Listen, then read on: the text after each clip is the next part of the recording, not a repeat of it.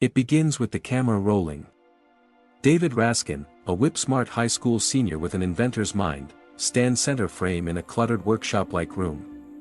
He's filming an application video for MIT, a personal pitch to show off his talent. Helping him are his two best friends, Quinn Goldberg and Adam Lowe, and his younger sister, Christina, who mans the camera with a mix of exasperation and affection. Outside in the sun-drenched yard, David dons a pair of motion sensor gloves, the centerpiece of his demonstration.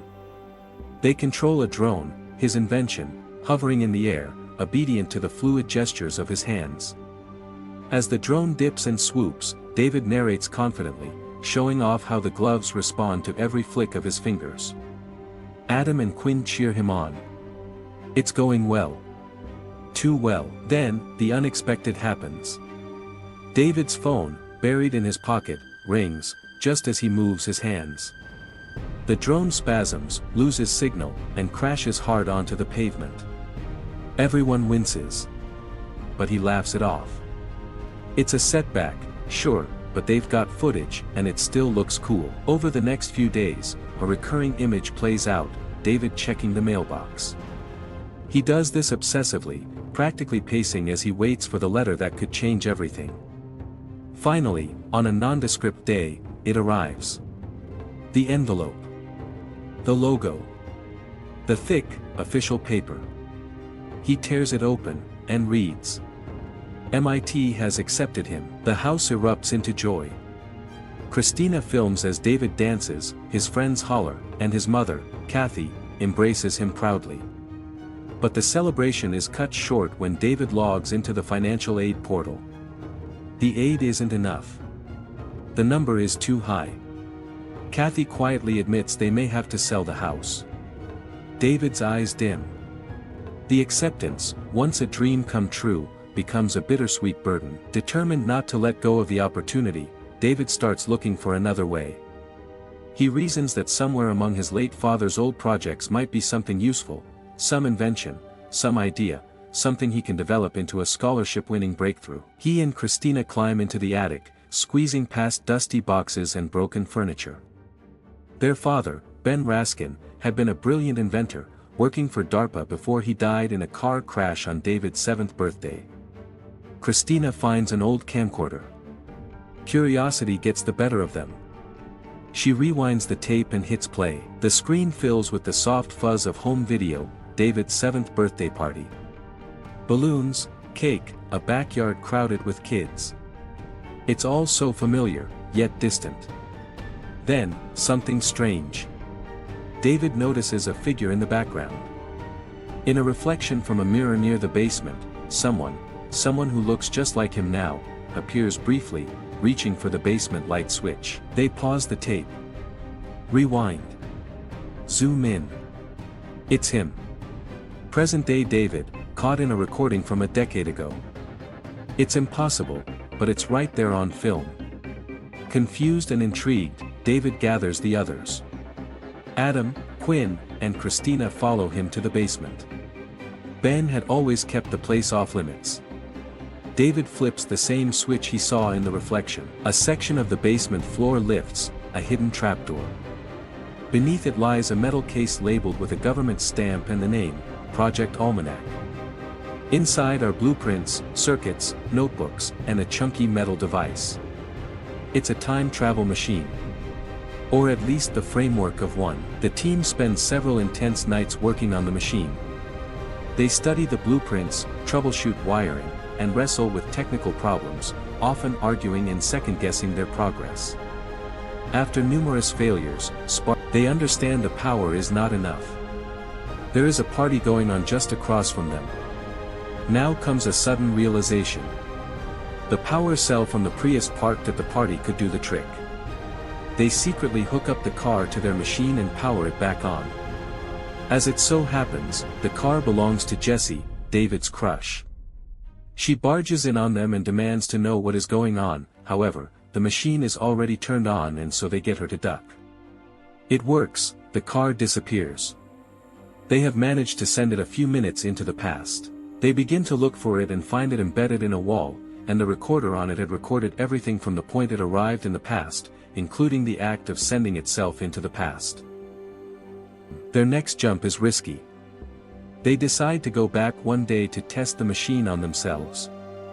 They lay down strict rules: no solo trips, no major historical changes, and never interact with your past self. They travel back 24 hours. In Quinn's house, they sneak in while past Quinn sleeps. Future Quinn draws on his own neck with a marker as proof. But the real Quinn begins to stir. Suddenly, both versions of Quinn are in the same room. Time destabilizes. Lights flicker, images double. The feedback loop threatens to consume them. They race out and jump back to the present just in time. It's a warning. The rules matter. Flush with success and emboldened by their power, the group begins to test the limits of what they can get away with. David retakes a test he once failed and aces it easily with the answers memorized. Quinn buys a lottery ticket, confidently filling in the numbers they already know will win. Christina uses the machine to get back at her bully. But their most ambitious escapade is a trip to Lollapalooza, 3 months in the past. They arrive amid the thundering bass and flashing lights of one of the world's biggest music festivals. The energy is palpable, thousands of people dancing, singing, pulsing to the rhythm of the moment. The group loses themselves in the crowd. Christina and Adam scream with laughter as water cannons drench them in the heat. They get old used VIP tickets in the present and use them in the past. David and Jesse drift together in the chaos. Their hands brush. They talk more here than ever before, disconnected from the pressures of home. Their chemistry is undeniable. As the night stretches on and the crowd spreads into glowing clusters, David and Jesse wander away from the stages and noise. They end up in a quieter corner of the festival grounds, beside a long wooden wall covered in graffiti and marker scrawls. People have written names, confessions, dates, some funny, some cryptic, some heartbreakingly earnest. Jessie runs her fingers over a line that reads, "Time doesn't wait, so don't either." They laugh at some of the absurd ones, exchanging glances in the flickering light of nearby lamps. David watches her, gathering his nerve. He starts to say something, leaning closer, but just then, David pulls away and completely breaks the moment they were having. Jessie looks at him with a half smile, unaware of what he was about to say, and then leaves, clearly frustrated. David hesitates, the words caught in his throat. Even with all of time at his fingertips, he lets the moment slip. That quiet failure, sharp and personal, lingers with him long after the music fades. Back in the present, David can't shake the regret of not seizing the moment with Jessie. The image of her standing near that wall of confessions, laughing and scribbling her thoughts, replays in his head like a loop he can't break. The silence he left between them, the almost kiss, it gnaws at him. So he breaks the rule: they were never supposed to jump alone, but this time, he does. He jumps back to Lollapalooza. He finds her again, by the wall, just like before. He doesn't hesitate. This time, he leans in, says the words, and kisses her. She kisses him back, and when they return, the world is different. They're a couple now. But time doesn't give gifts without a price. When he returns, everything's different. Jessie is his girlfriend now. But the cracks begin to show. The blackout caused by their first test had consequences. A student got hit by a car. That student's father, a commercial airline pilot, was emotionally compromised. His next flight crashed. Trying to fix it, David goes back again, alone. He prevents the car accident. The plane crash never happens. But something else shifts. Adam ends up in a car wreck. He's comatose. The harder David tries to patch things, the worse they get. Timeline after timeline buckles under the weight of interference. Jessie begins to notice inconsistencies. She follows him. She catches him during a jump. They argue outside the basement. She's furious. He used time travel to win her over. She feels betrayed. As they fight, something horrifying happens. Jessie's past self enters the scene. Two versions of her. Another loop. Reality begins to shred. Jesse disappears. Everything falls apart. Alone and desperate, David decides to stop the machine from ever existing. But he needs fuel. The police, tracking unexplained activity and Jesse's disappearance, are closing in. David breaks into the school lab, grabs a canister of hydrogen, and activates the machine. He sends himself back, farther than ever before, to his 7th birthday. In the basement, he finds his father. Ben sees the truth in David's eyes. He knows. David tells him everything. The machine's risks. The lives it ruined. The love he lost.